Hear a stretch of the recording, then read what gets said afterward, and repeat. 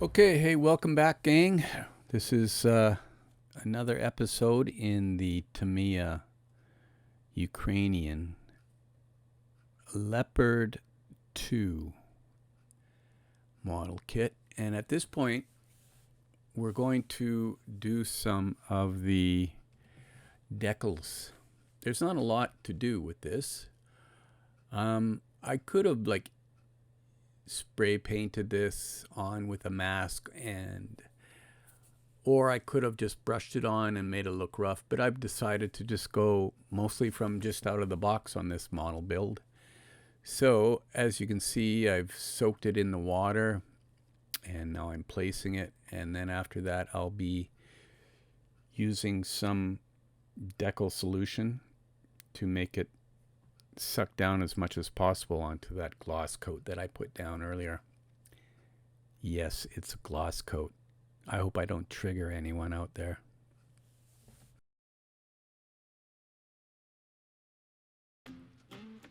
So I'm just using a setting solution here. Just standard practice for me. And soaking up any excess.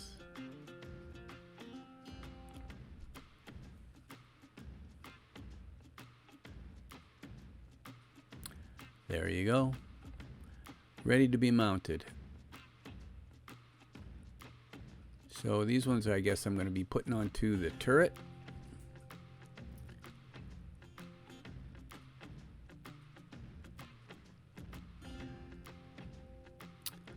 Same thing. Actually, these are going on the front fenders. Yeah, there you go.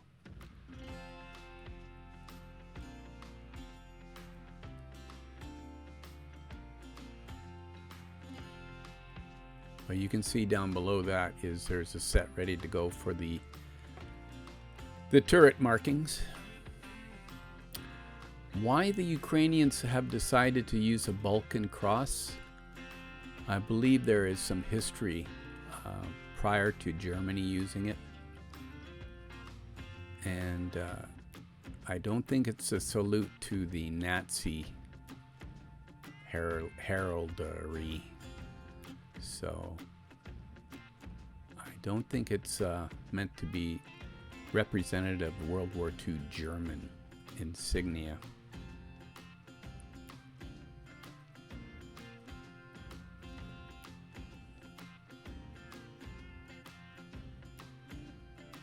Yeah, straightforward, just plopping it on. Nothing too fancy, just making sure everything is in the right place.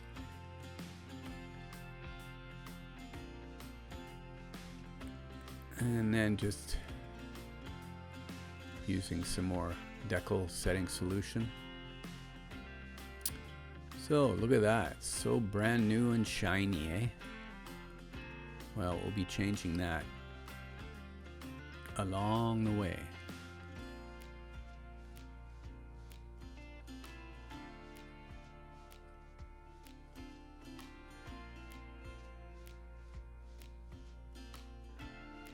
So first thing I'm going to do is add some pigment mud looking like stuff that we do for armor kits, and I'm just using the basic, laying it down loosely with a brush and then coming back in and stabilizing it with a bit of a drip drop from the Tamiya thinner. Not the lacquer one, but the water-based one.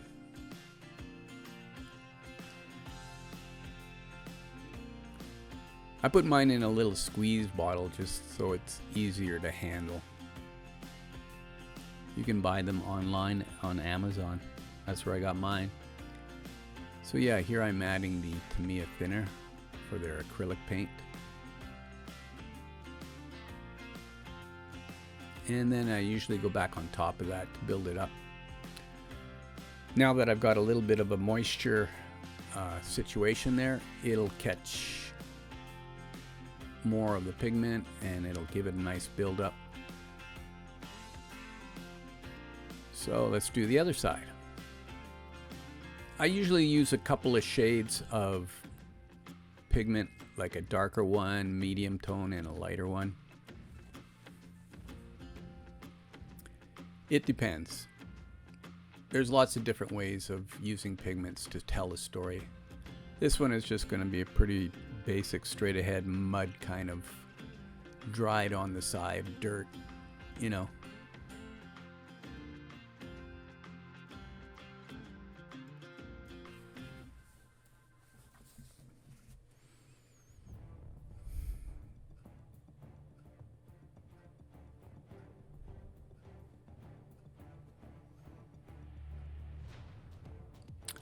So that'll leach its way into all the pigment with capillary reaction kind of thing. And here I'm just adding a little bit more.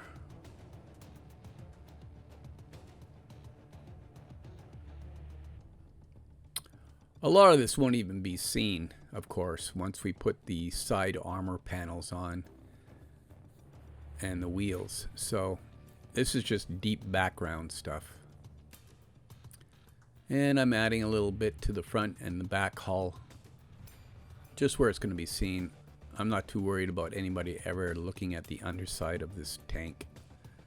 Like, I won't even be doing that.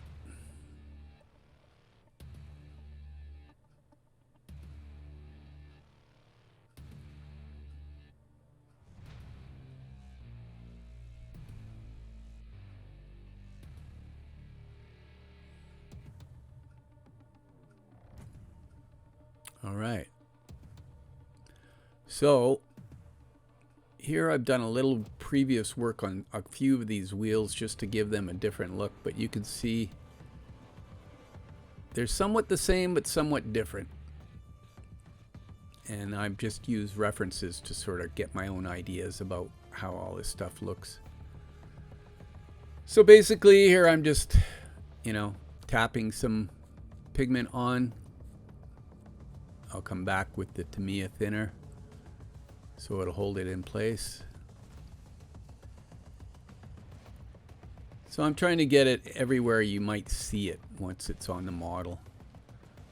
Like for me personally, I don't understand how people can put a model all together and then try and paint things like the wheels and the suspension arms and things like that. I mean, you're gonna have a lot of holidays, so that's why I build it this way. This is old school, I guess, but I paint each wheel almost as if it's like its own little kit in a way.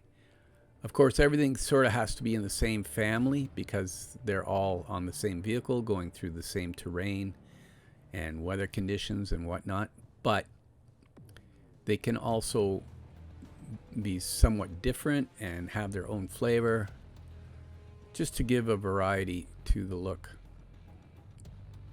Some will have more pigment, some will have less.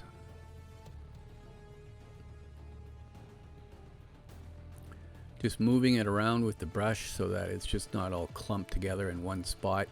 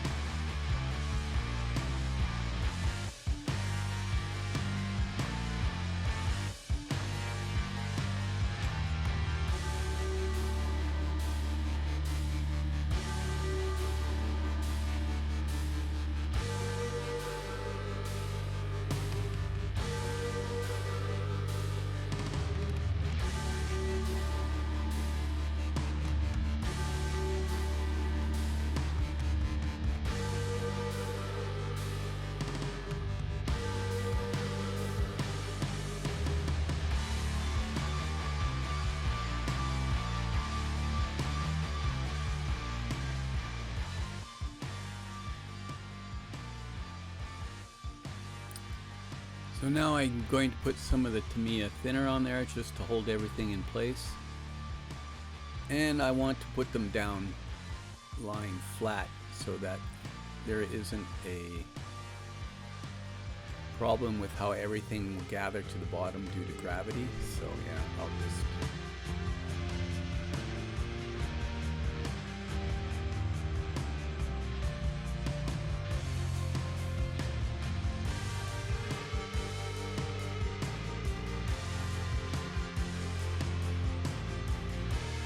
this whole exercise here is to portray like the centrifugal force of a wheel going through mud or dirt. So once I've got the pigment on there, I spin it on my rotary tool here.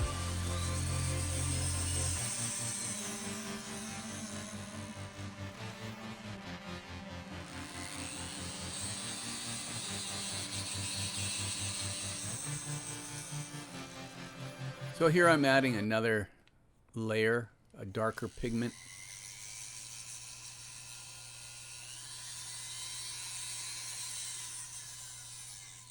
You can think of it like maybe something that's been on there longer is a lighter color because it's had an opportunity to dry out a little bit. Whereas something that's maybe a little fresher, still a little bit moist, has a bit of a darker hue to it, shade. So a little bit more of that darker pigment on the other side and on the front and the hull of the back too.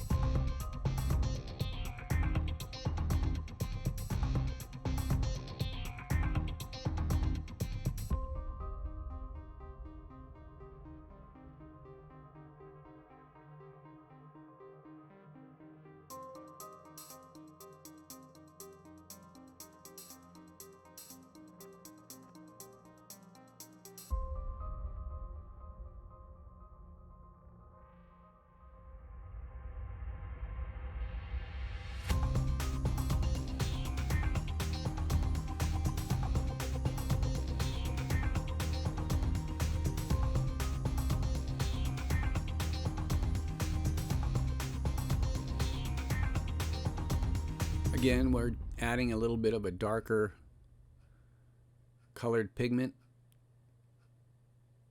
The thing about aging, or weathering as the modeling realm speaks of it, it's about layers. It's like you can put a lot of work into things and make things have a lot of aging, or maybe the thing isn't aged a lot, but for a more authentic look, you have to think about how over time things are applied. They just don't get done in one day.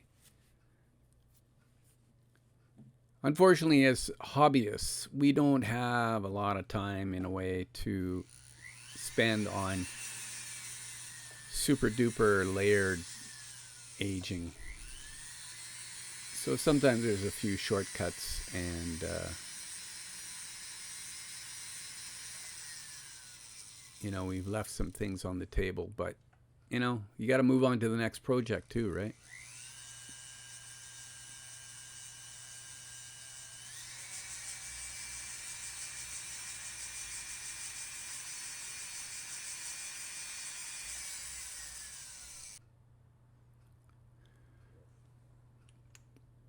So I don't know if you know it, but I work in the film industry. I paint movie sets and TV show sets and stuff like that. I've done that for almost 30 years. And I've had an opportunity to work on this YouTube channel because of this actors strike and the writers strike. but I think I'm soon going to have to go back to work. So there might not be so many updates coming forward. We'll see what I can do, but when I'm working, there's not a lot of extra time for things like model building and YouTube and stuff like that. I think I might have to look at just getting one up a month or something like that. We'll see.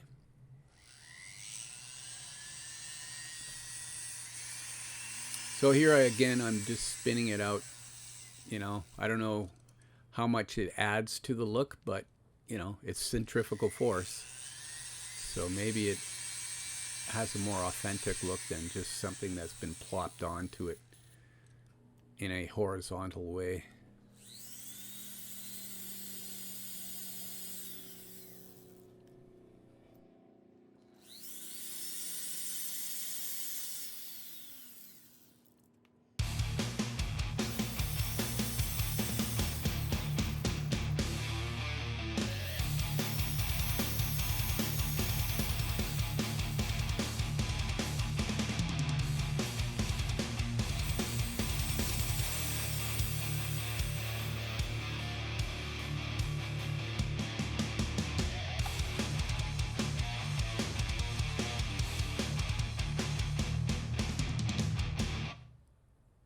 So here you can see I tried using some rain age, some rain weathering material, and it's meant to give it a bit of a washed out look. So here we are, this rain marks. So I've dropped some on there, and then I'm giving it a spin with the centrifugal force again. Just another layer.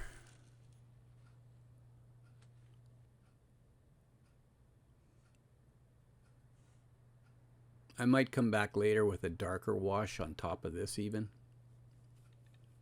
Or maybe some more pigments.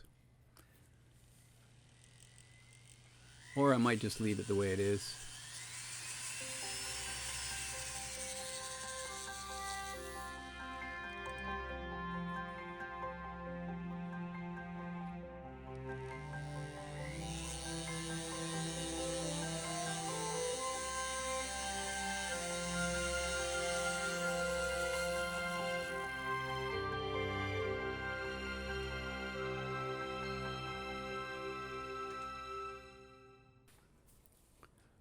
Okay, time to work on the tracks again. So what we're doing here, just going through adding the pigment layer.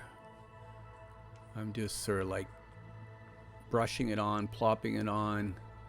Some areas are thicker than others maybe, but you know, going back, working it into the crevices, making sure I get full coverage. Just another layer.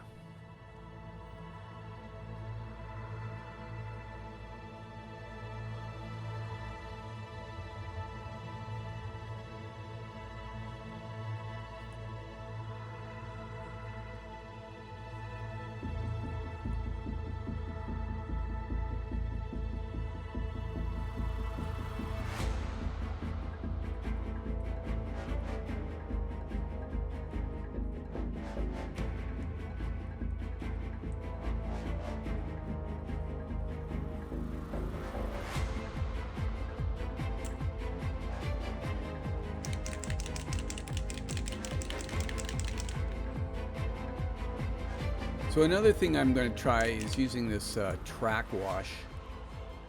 It's an oil-based product. So I want to be careful using this on these rubber tracks. It seems like they held up pretty good, but just be aware, you might have some kind of weird interaction sometimes with enamel or oil-based thinners and plastic.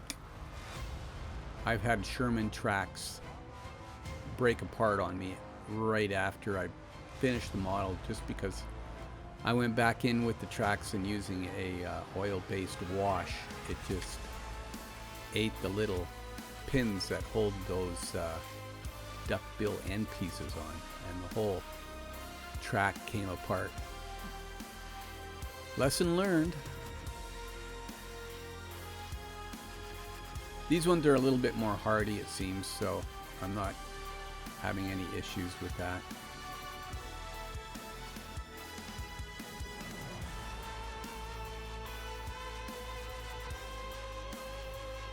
Just trying to give it some flavor, getting it down into the recesses.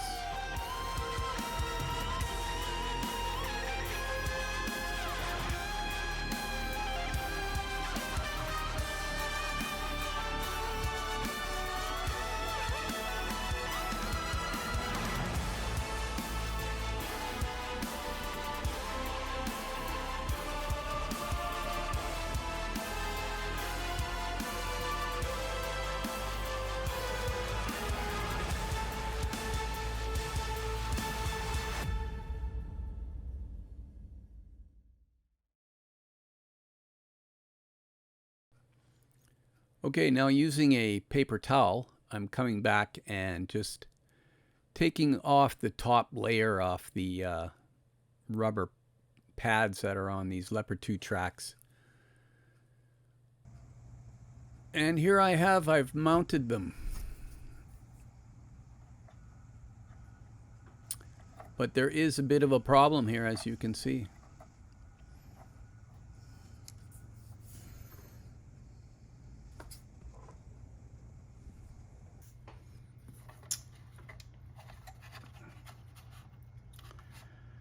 Yeah, this isn't good. Look at how loose those are.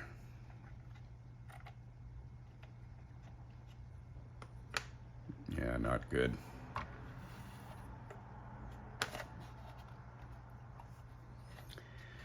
All right, so what I'm going to do here is I'm going to put these on. So yeah, you could almost cut those off.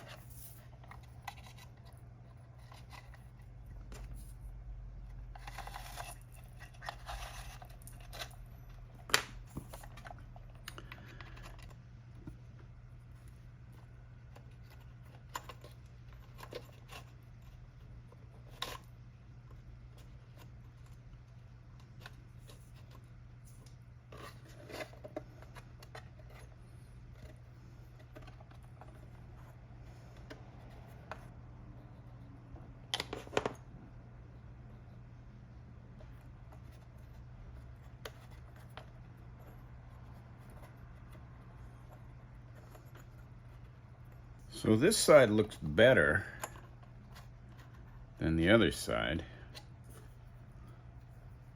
but it's still not that great.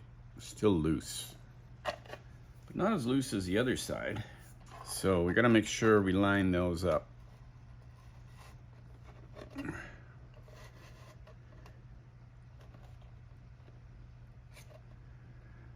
I don't really want those to show. So we'll hide those. That's the join there. So we can hide that. And then just have the black of the pads on the front and on the back. But yeah, this side is a bit more problematic. It's so loose. I think what I might try and do is, will that come apart?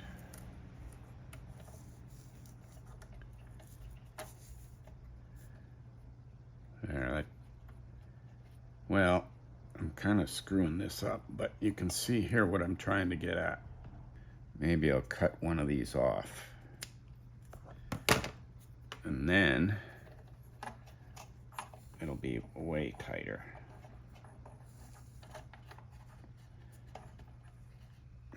Right?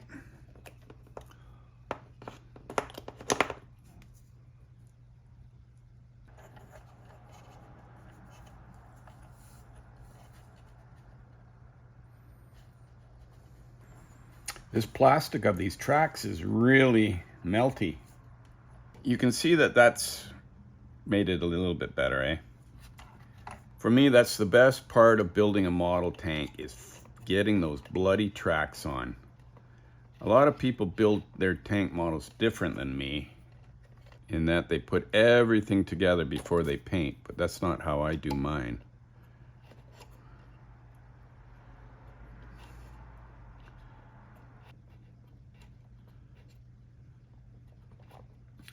So there's the black. We got black there or what?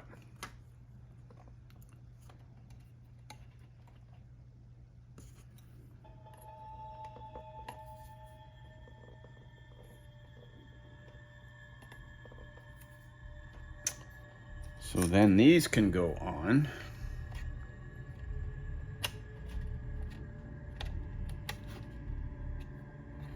Like that. So you see, you can't even see the upper area.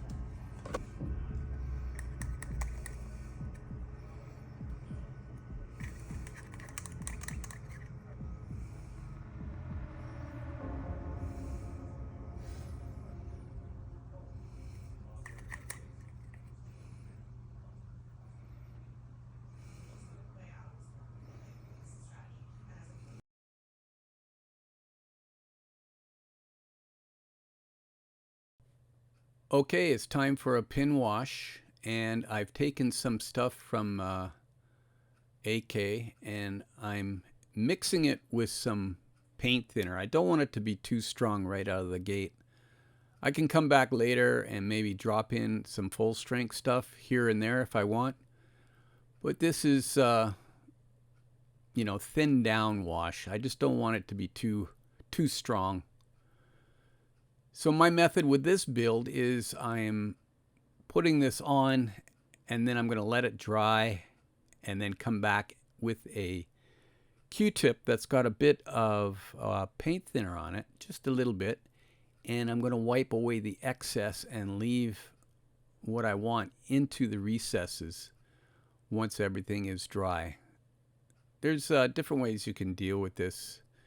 I could have maybe put it on and then used another brush to sort of like, clean up the excess right in when I'm doing it, but this is sufficient for what I'm wanting to do here. So I'm just laying it on now and then letting it dry and then coming back later and removing any of the excess.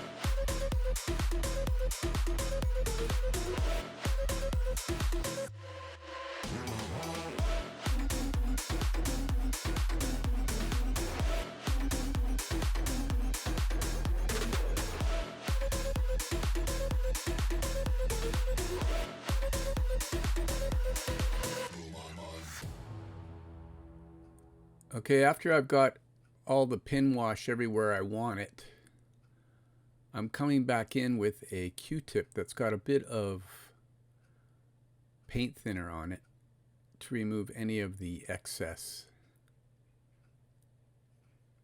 Because I have the water-based clear coat on top of the camouflage paint job, I'm not going to have an issue of, because I'm using a oil-based paint thinner, breaking through that water-based clear coat and then attacking the 3-color NATO camouflage. So it's good to know your materials so you can use them in a way that helps you get your job done.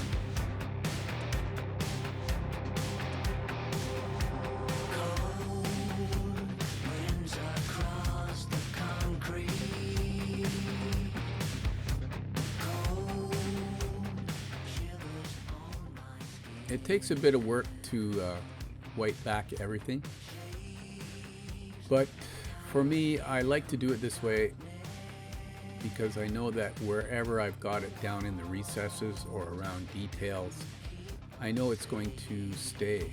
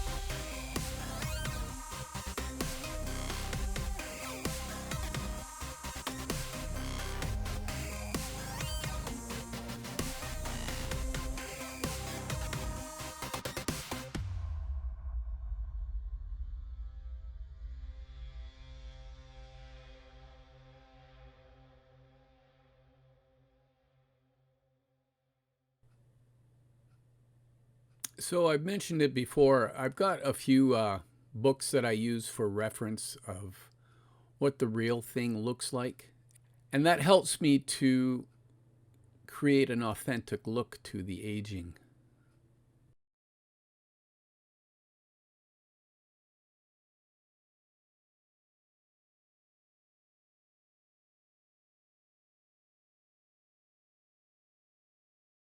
So next up, what I'm going to do is I'm going to paint some of the wooden handles on the tools.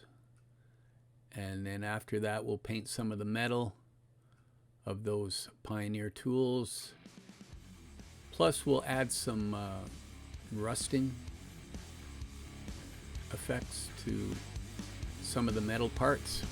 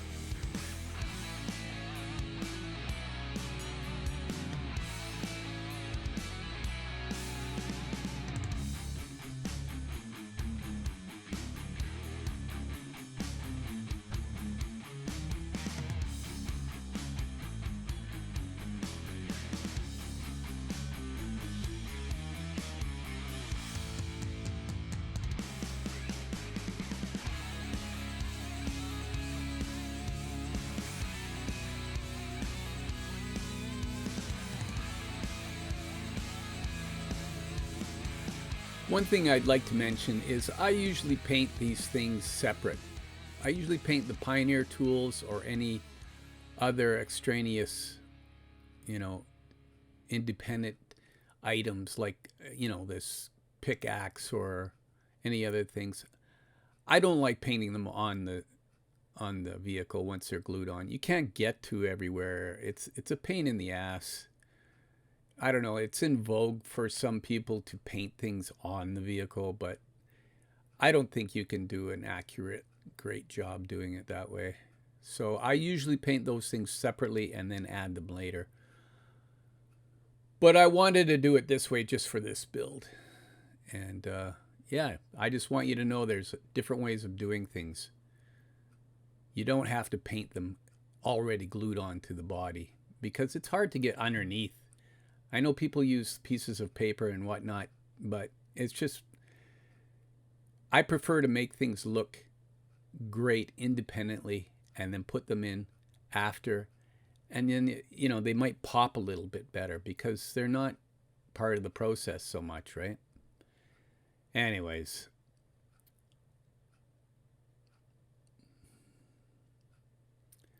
So all I'm doing here is I'm using a bit of white and a bit of black to create a gray.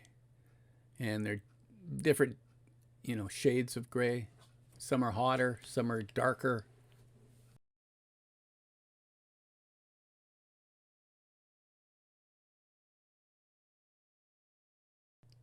There seems to be another convention among some YouTube armor builders. They like to paint each of the nuts or bolts a lighter color. But yeah, it might add something here and there, but I mean, that's just not realistic.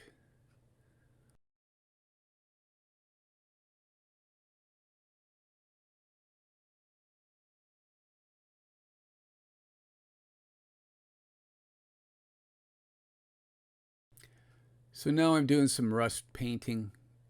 I'll build this up. This is just the first layer of rust on these spare tracks, looking at some references. I was just going to maybe leave them painted, the camouflage color or black. Because I've seen it like that too. I've seen where they have just the camouflage, but then looking at some of my references, it does seem that they are a bit rusty sometimes. So just adding a little bit more flavor to the overall look here.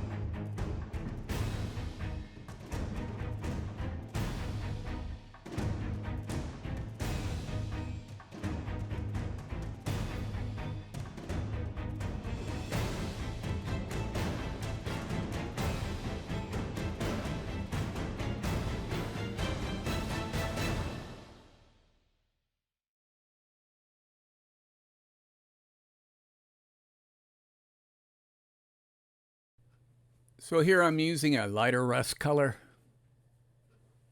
adding another layer. So if you think about rust, how it grows, how it develops, in my experience in the movie industry, we look at this stuff a lot because we have to portray it in a movie set or something. And one thing that I've gathered over the years is that the older the rust, the more dark brown it is. Like you can almost be like a black almost in some ways, or it can even have like some ultramarine blue in it or something, like it's almost like the darker the rust, the older the rust. So usually I build up from a really dark base and then I add to that, going hotter and hotter as it goes, with the hottest one being the most recent sort of affliction of rust. So on a tank like this, you wouldn't really have a lot of the hot rust per se in real life, but dealer's choice.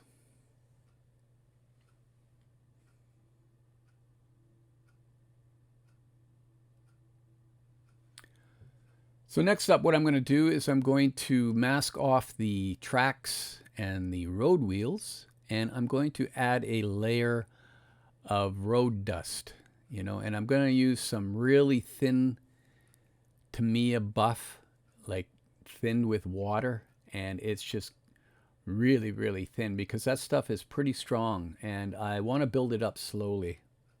So first off, I'm just going to protect the tracks in a ad hoc kind of way here with some masking tape.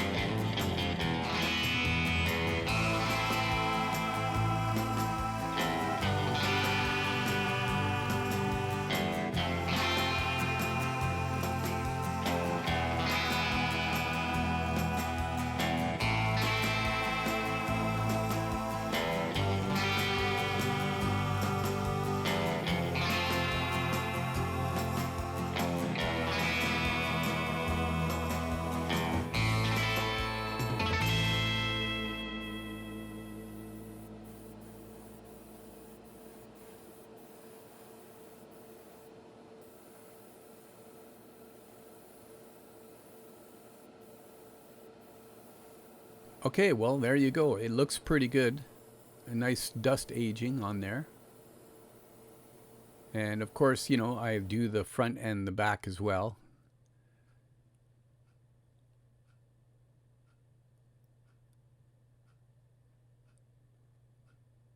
And of course, I'm going to add a little bit to the turret, mostly thinking about how it would arrive on the turret surface, mostly from underneath, with the dust kind of like coming up a bit. And probably not too much on the top, but you never know. People could be walking around and dragging it up there. But for me, I just did sort of a quick little airbrush from underneath it.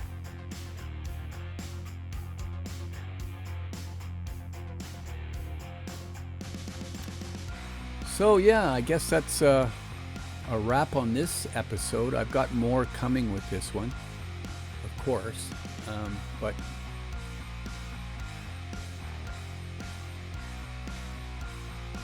I'm not sure when the next episode is coming out. I'm heading to the Bahamas this week for a week-long live-aboard scuba diving trip, so I might not be able to get something up next Saturday or the following Saturday, but we'll see. Anyways, thanks for dropping by, and so in the meantime and in between time, that's another edition of Jet Scale Models.